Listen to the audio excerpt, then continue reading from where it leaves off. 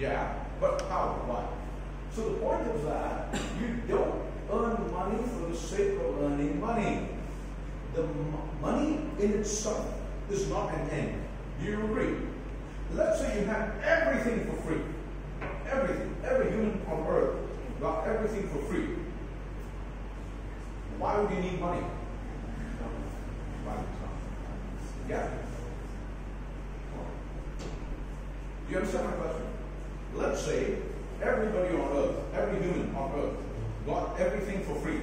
Whatever you wanted, as much as you wanted. Yeah? Would you need money? Why would you need money? Money would just be lying around being eaten by termites and rotting.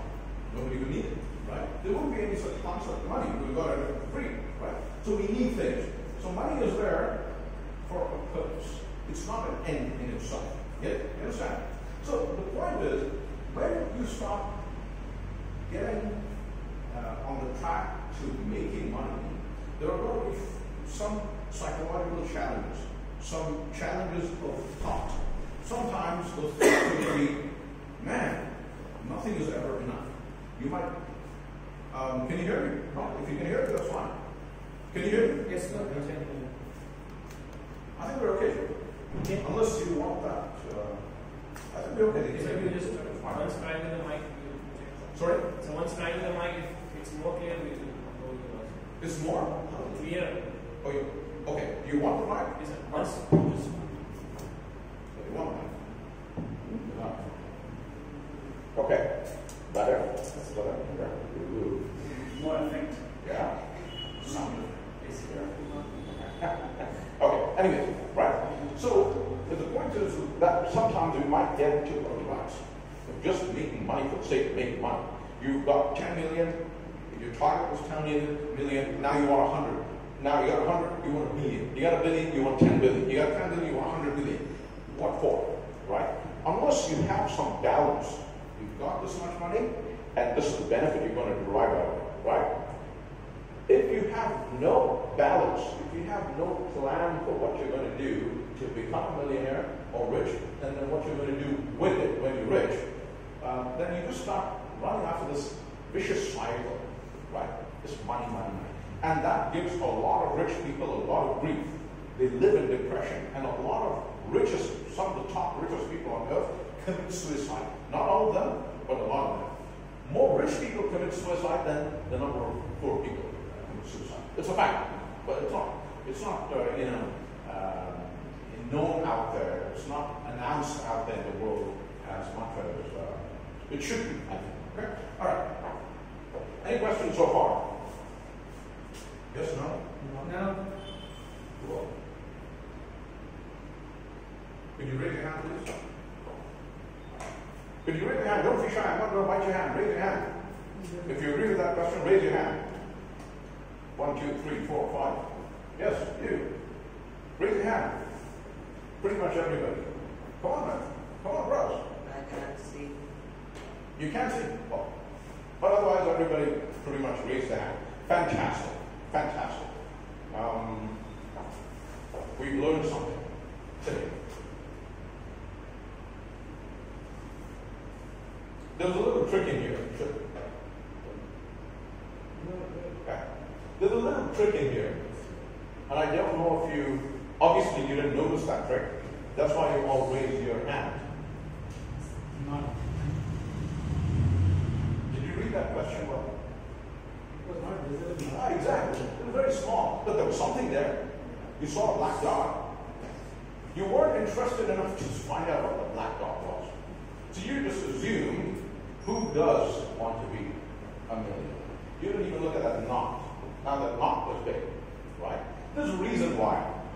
Just for the heck of it. There's a reason why I did that. Do you believe that? Can you actually believe that? It's true. It's true. And unfortunately, it's truer in India than it is anywhere on earth. We actually don't want to be successful. In fact, the reason why we don't want to be successful is because we don't even know what it means to be successful. Right? We'll get to that in a second. Yes, that is right.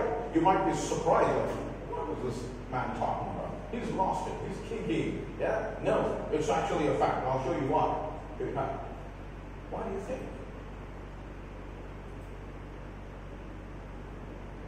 You know? Yeah. I wake up in the morning and the majority of the people think, what is he going to think of me? What are they going to think of me? What is my neighbor going to think of me? What is my uncle going to tell me? What is my cousin going to think of me? What is my father's friends, sons, aunties, uncles, daughter going to think of me?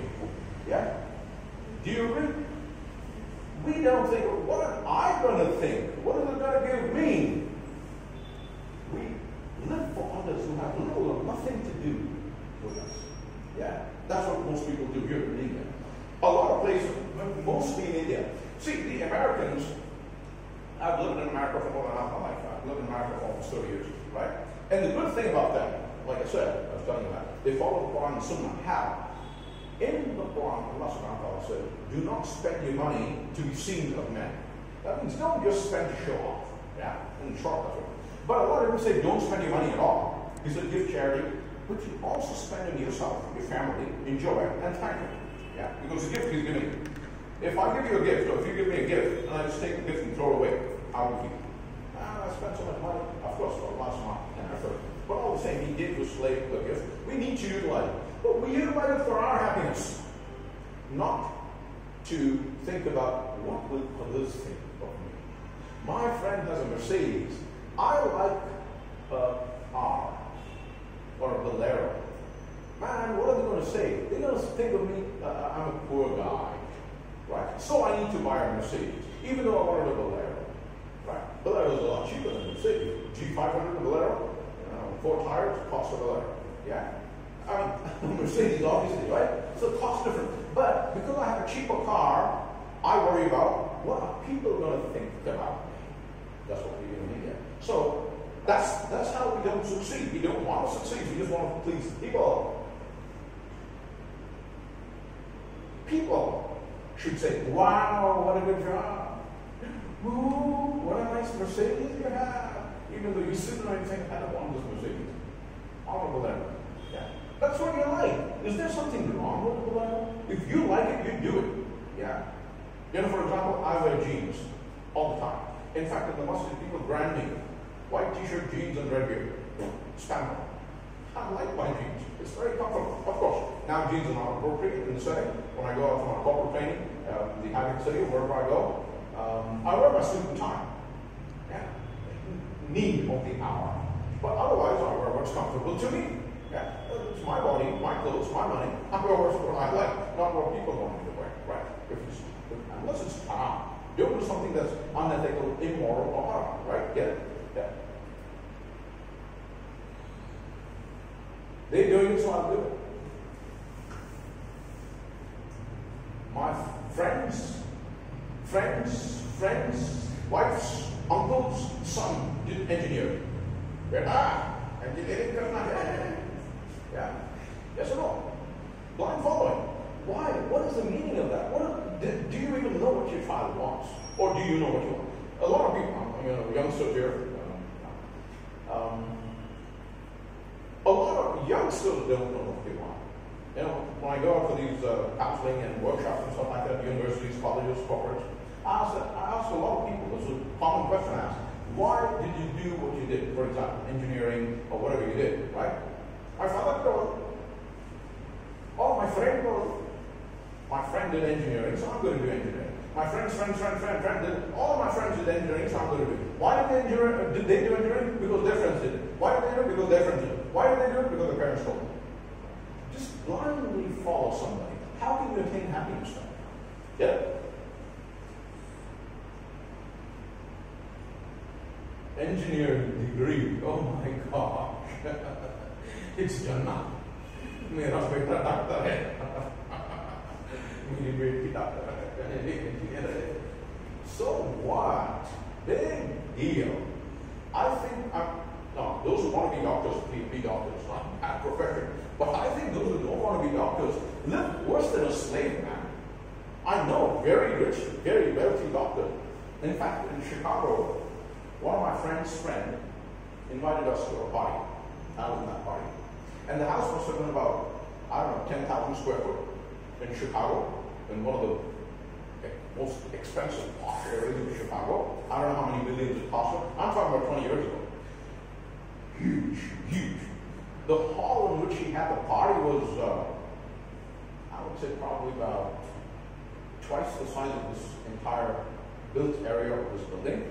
Huge, huge. He had about 200-300 people there. And unfortunately, there was music playing and leave all anyways, right? But now he's enjoying. He was a cardiovascular surgeon in Chicago. And we were all enjoying it. All of a sudden, we got a phone call. He was opening up one of his fancy windows because it was in the basement. The hall was in the basement. So he was opening up so that circulation of air or something like that, right? All of a sudden, he got a phone call. You know, he had to apologize to all of us and say, I'm sorry, I had an emergency. I got to go. Imagine. You could be sleeping comfortably in your comfortable $1 million bed. All of a sudden you get a phone call and you got to leave. Right? I'm not saying it's a bad thing to go ahead and take care of your patients. But what I'm saying is that lifestyle for me is like, man, they work morning, noon, and night. Sometimes they're working at night, sometimes they're working in the day. So there's a strike, doctor strike, whatever that was, somewhere here in India. For what? Because they get the blood juice out of them. Yeah? They might make more money. Right? But just to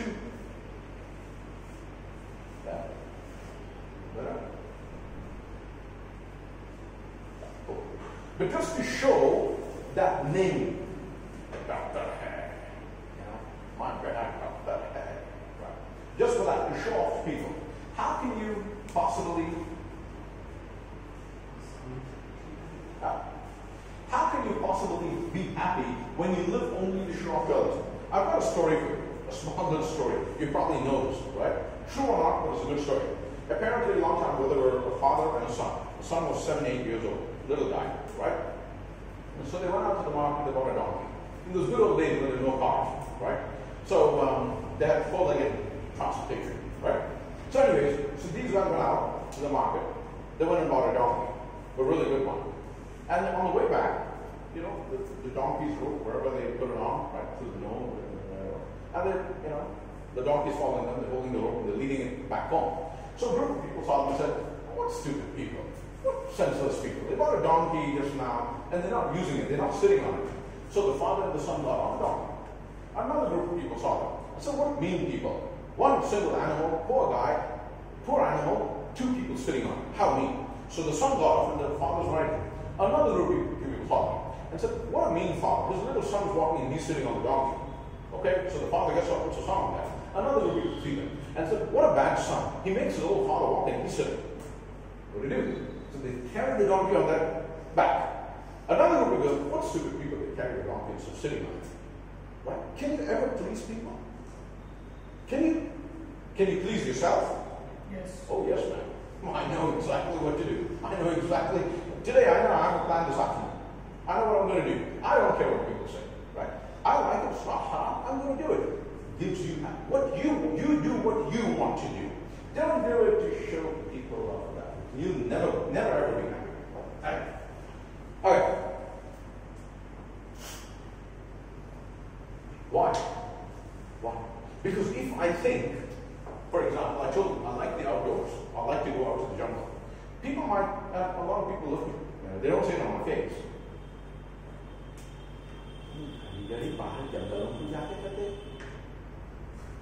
Okay, cool. Okay, cool. Aapke jungle ko jao. Am I going to your jungle? I'm going to the jungle belongs to the government. And I'm free to go, right? If you don't like it, I really respect your opinion. Thank you. Keep it to yourself. I'm doing it because it pleases me. So have that confidence that what pleases you, you're going to do it and you will do it. Don't care what people say, unless it's hard, unless it hurts somebody. Now if I say my pleasure is to go to the neighbor's door and keep banging on it for 5 minutes, not around there. That's my pleasure. Now that's evil, outright evil, right? You agree? That's not the kind of pleasure I'm talking about. Have the confidence that what you do should benefit you and it's the right thing to do. Unless harm somebody. Get it? You understand? For example, if it harms the person, people like alcohol, which is haram in Islam, and it harms the health. No, that's not what we're talking about. Now, even those people have the confidence. Yeah, you go tell a doctor, I'm a counselor. I counsel a lot of people, who are addicted to smoking and, alcohol and stuff like that. And they tell me outright, upfront, yes, I know it's bad, but I want to do it. I'm going to my money, my time. Right? But the family screams, even in the U.S.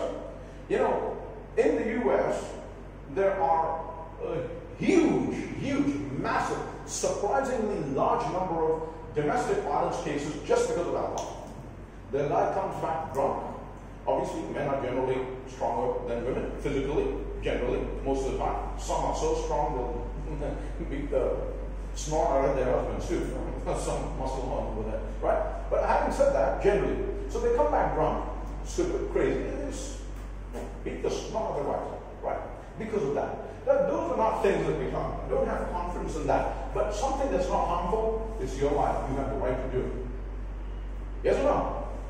Yes or no? Yes. Obviously, yeah.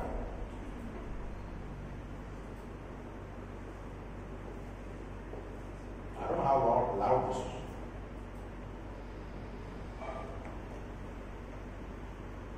Speaker?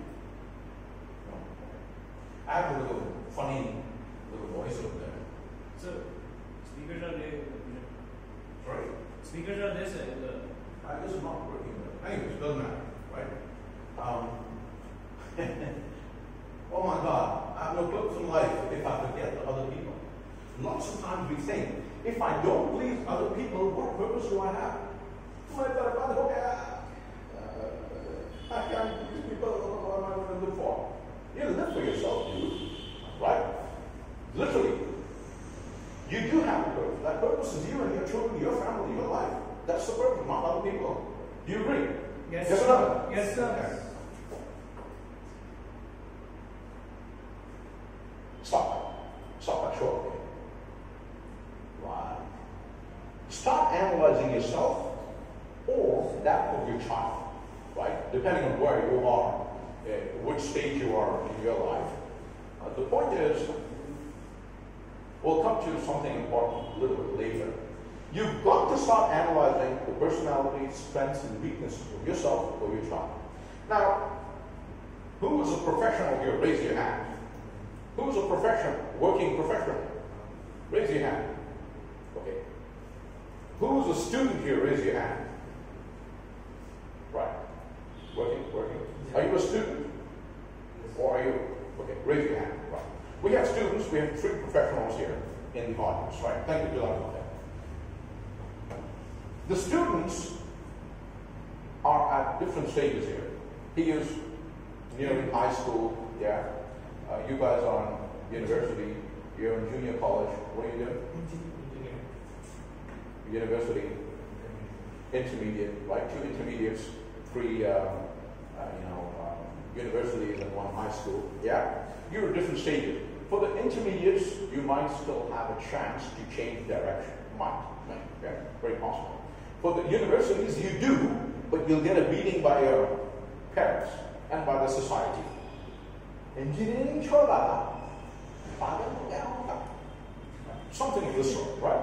Regardless, the point is, it's never too late. You live for yourself, right? And convince your parents to live for them and for you, right? For the happiness of the whole win-win kind of situation, yeah? And I'm not saying you've made a bad decision. I'm just giving you, most of the people here probably made the right decision, inshallah, yeah. And for the professionals, right? You might have jumped into, for example, when I went to the US, I was an accountant, right? I used to go to university and do accounting, and I love it. I still love accounting. But as I started working as an accountant, the good old, written way, they started coming applications. I had to go through a lot of training, and I got trained in various accounting packages software. It was very powerful. I've changed. I went and got my degree in software engineering, right? So I got 2. I changed. Of course, I stuck to my financial background. I designed a lot of applications relating to accounting software and whatever, right? I enjoyed it. I loved it. But I changed. I'm a trainer now. I do take up the IT projects when I can as a project manager or business analyst, but I do training now. So is there something wrong with it? As you progress in life, you might discover certain things about yourself, yeah? Which is nothing, there's nothing wrong to change. As long as you do it properly, there should be a system. Not like, certain things that happen like that overnight. For example, what we had, note bunding in Yeah. There was nothing wrong with it, but it hurt a lot of people. It hurt the Indian economy so badly, I don't know if it will recover in the next 50 years, right? Anyway, that's political, but regardless, it's a good example, right? You can make changes in your life, plan it out, and do it properly and correctly. You understand? Yeah? So, regardless of what you do, to make that change, don't make that change for others. See, don't forget what we've read in the previous slides. Build on that. So when we start analyzing our personality or that of our children, what we've got to do is look at, objectively, look at the personality, the strengths, the weaknesses, the interests, and so on and so forth, the likes and the dislikes. And then you know what this person can do. And once that person, including ourselves, we start walking that path, that journey, we might discover certain other things we didn't know about ourselves or about our children. There's nothing wrong with change. And this is the other thing that places USA on top of the world power list. Right on top. Because over there, when I was doing my university in US, in Houston, University of Houston, I remember I had two Chinese, 70 years, 75 years old, something like that. An old man and an old woman, right? And I was taking, I don't even remember, psychology or something like that. But I needed that elective for my degree, right? They were sitting in that class, right? There's no restriction. Absolutely. You go and you pay the fee to study. That's it. You pay the fee to study. Period. No one's going to stop you. Whatever you want. You want to change, you change. You pay the fee to study. There are certain requirements that you must meet. Minimum requirements. Like if you don't know ABCD or taking admission to university, it doesn't make sense, right? So you got to be at a certain minimum level. You got to have your certifications and whatever else. And then they assess you and they say, yeah, you're eligible to take admission to university. That's fine. But they will not stop you from taking courses that you want to take, right? Unless they're very specialized, right? Medical school. You know, you got to have some background, right? I can't go and take medical. I'll kill all my patients here. Yeah. So that's other than that, you know, you can do anything you want, and that's how it should be. You should be able to do anything you want. The system may prevent you, but there are ways you can overcome that. Don't just follow that path that some system has imposed on you for no reason, right? Use this great matter inside this thing called the skull. Very protected. It's really hard, and it protects that most essential organ of the body really well. And that's the biggest gift the Creator has given us. Use it. Use it. Overcome the system. Not in a bad manner, in a legal, good manner. You understand? Yeah. Yourself or your children, right? Not just following. Just because somebody does it, I do it. I do it because I like to do it. Fun. Yeah. I do it because I want to do it. I do it because that's my dream. I do it because I thrive on it. Yeah. You understand? Okay. What is this? What is that assertiveness, anybody? What's assertiveness, anybody? When you decided you have to do it. Sorry? When you have decided to do something, and you want to do it, you will be assertive. What method will do it? Okay. Anybody else? Assertiveness. Assertiveness. Nobody? Being confident in something. Loudly, man. Being confident about something, being persistent is assertiveness. Assertive is like positive decision making ability. Clearly and loudly. Come on. Clearly and loudly. Positive decision making ability. Okay. Based on what? Is determined on your decision, sticking on your decision, being firm. Sorry? Firm on communication or whatever we speak. We firm on that. Right. We will stick to that. Based on Irrespective of situation, irrespective of circumstances, irrespective of. See, based on what you have logically chosen. So, give me an example. Who's made a plan for this afternoon? What are you going to do later on this afternoon? Somebody, come on. Yeah. What are you going to do? I have to finish few laps. Sorry, you have to Finish few laps laps. for the certification. Laps of what? Cloud computing on GCP. Okay. So All I right. have to complete that. For your certification. Yeah. Your plan? No, You raise your hand, sir. no plans. No plan. As of now. Yes. As of now. Okay. No plan. You'll go by the minute. Perfect. That's fine. But our brother gave us his plan. He said he's going to complete a couple of laps for cloud. Right? Cool, for your certification. Now, I'm going to question, what's your background? Education background? Yeah. I studied BCom. BCom, then cloud computing. Why don't you take accounting instead? I was actually not interested in accounting. I come from a very diverse background.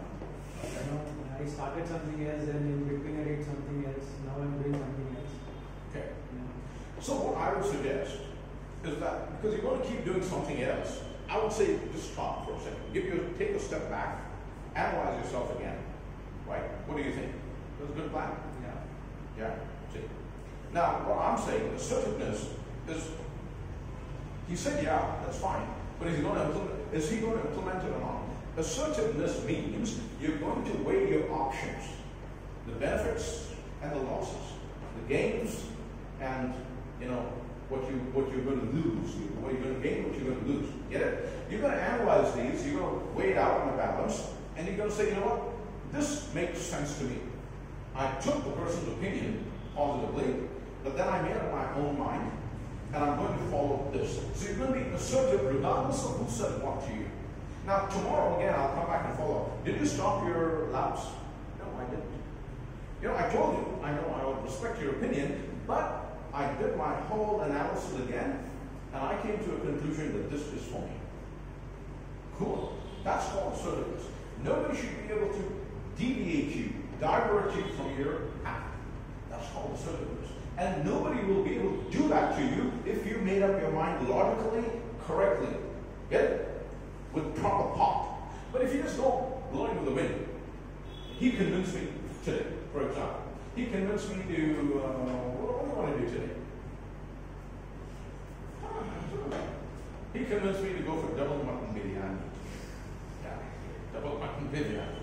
But then this guy came along and he said, you know what? There's a new restaurant and they have fantastic nahari. So I told him, yeah, I'll see you at 5 o'clock. But then this guy called me and I don't know what to do. It's a very silly example, but I'm not assertive. I should have said, fantastic idea, beautiful, we'll go for that nahari. Why don't you join us today for a double mutton biryani? We've already made a plan, and that's something we like. Don't you like it? Being assertive is doing what you've planned to do because it's the right thing you want to do, not because of other people. The moment you do something for other people, you're not assertive. You understand? You understand?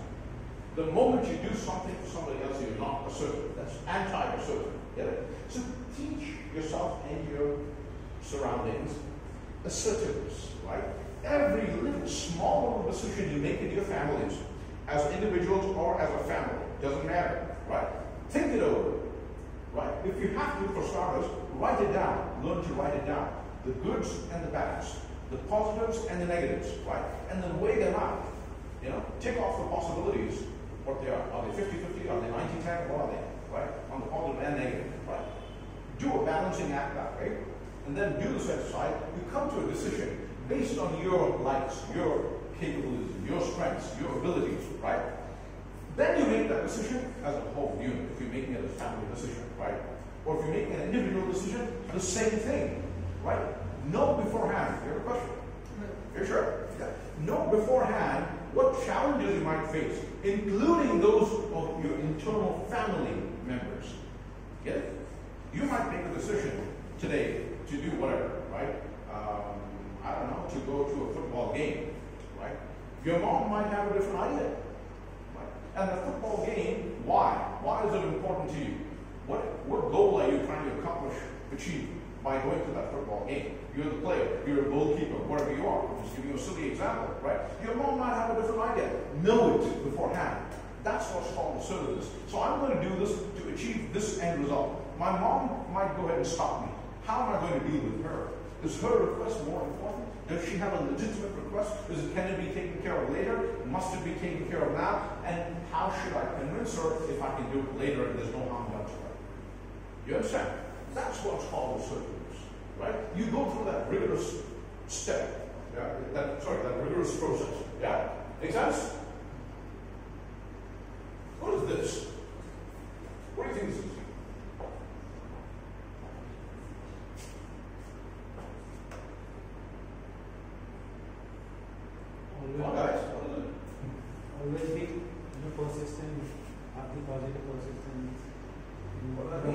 decided to do.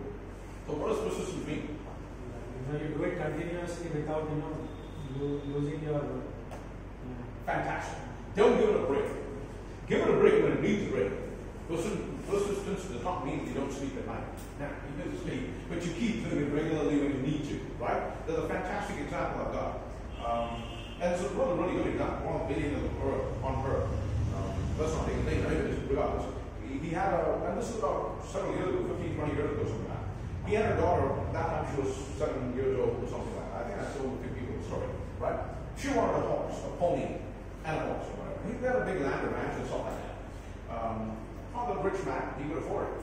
So, Dad, I want a pony. No, honey, you can't get it. Okay, she convinced, no, I think maybe not. Then, again, after a month, Dad, I want a horse. I told you already, honey, you can't get it.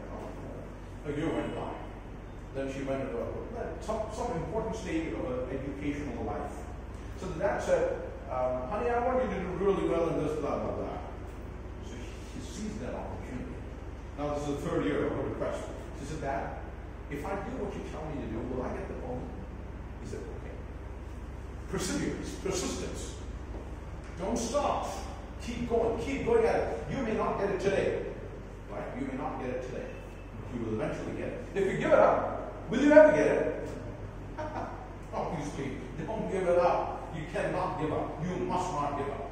The only time you give up is when you're 6 feet underground. Or before that.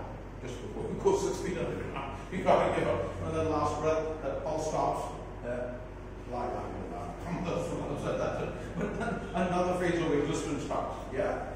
Get it? Understand? Never ever give up till then. Okay? Any questions so far? No. No?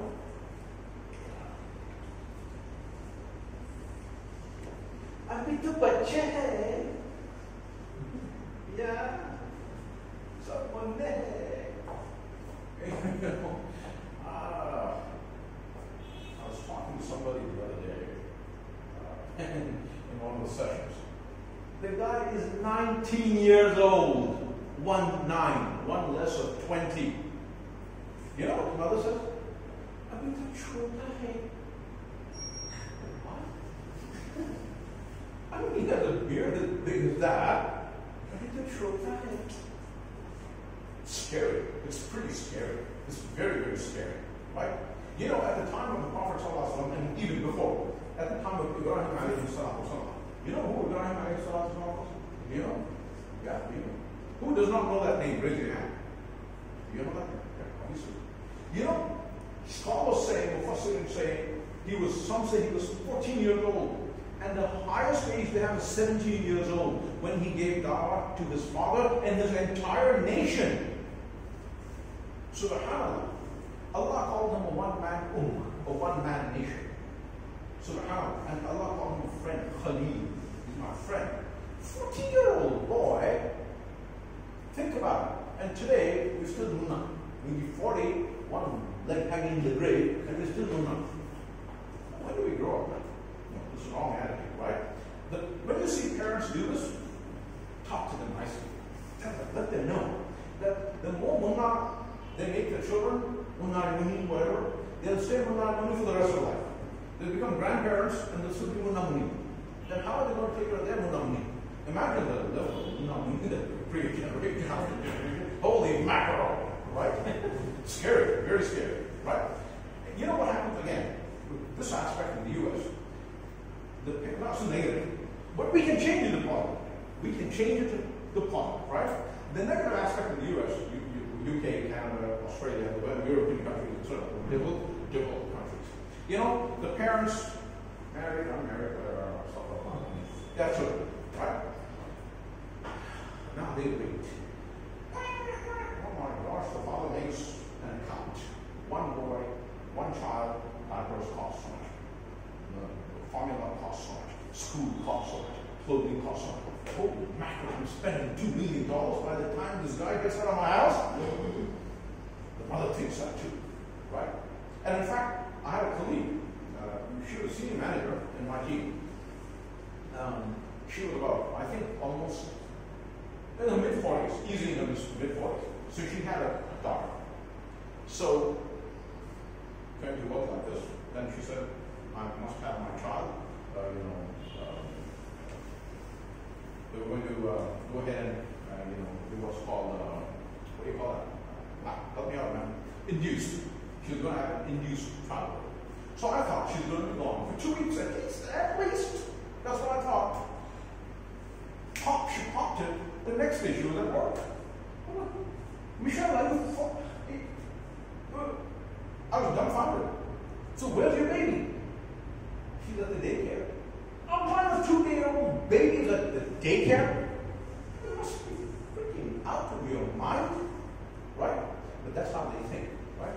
What they think is this baby will cost me money. I can't lose 1 minute earning that money, or I'll give this baby up. Anyways, cutting a long story short, by the time they're 16, 17 years old, the parents are waiting to kick them out of the house. So, my expenses are less. And the children are saying, when am I going to get relief from these old monsters? Don't do this, don't do that. Children want to get up, the parents want to kick them out. But there's something fantastic that comes out of it. So that's what I'm saying. We learn a lesson, but from a positive angle, not from a negative. That's a very negative angle, right? Hating each other, trying to save money. What do you mean? You have children, you got to take care of them. And they're your parents, you got to take care of them too. Be responsible. But what happens when they get out? They fall, they struggle, and they mature really quick. By the time that kid is, I'm telling you, even before they leave home, they practice. By the time the child is 10, 11 years old, he'll go and sell most of us in the street. He or she. They know exactly what they're doing. They have the confidence, they're assertive, they have the ability, manipulative skills, whatever you want to call it. They develop this at a very early age. They're not moons. But in India, like I said, no moons.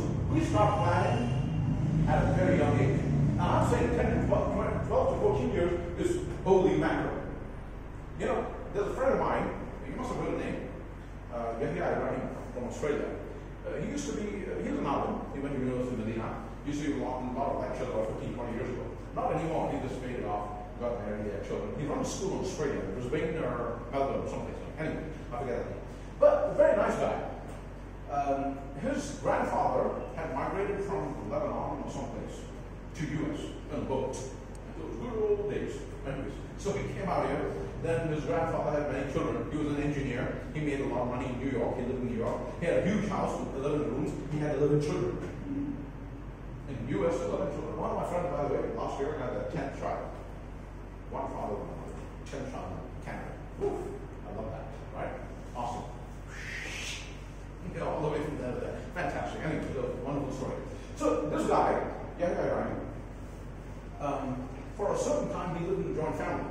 So his father was one of those brothers